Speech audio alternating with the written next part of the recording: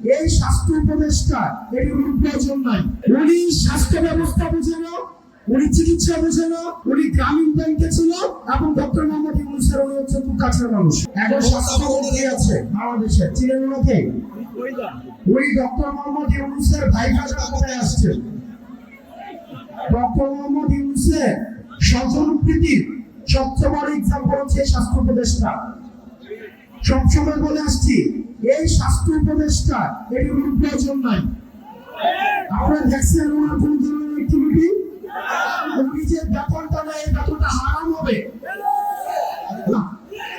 উনি স্বাস্থ্য ব্যবস্থা বুঝে না, উনি চিকিৎসা বুঝে না, উনি ইনস্ট্রুমেন্টাল, ওনার কোনো নলেজ নাই।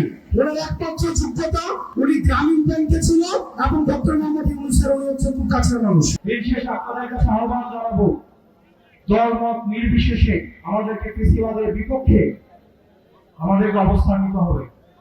আপনারা গতকাল দেখছেন লাশের উপর দিয়ে এই আওয়ামী কৃষিবাদ আবার তারা হচ্ছে রাজনীতি করার চেষ্টা করেছে। আমরা কৃষিবাদ বিরোধী রাজনৈতিক দলগুলো সুতা হতো, যারা বাংলাদেশকে ধারণ করে আমরা সুতা হতো, কিন্তু আওয়ামী লীগ যদি ফেরার চেষ্টা করে তাহলে এই সব শক্তিকে পরিণত হয়ে এই আওয়ামী লীগের চ্যাপ্টারটা আমরা ক্লোজ করছি। ভবিষ্যতের উত্থানের যে কোনো সম্ভাবনাকে আমরা একদম নাই করে দেব।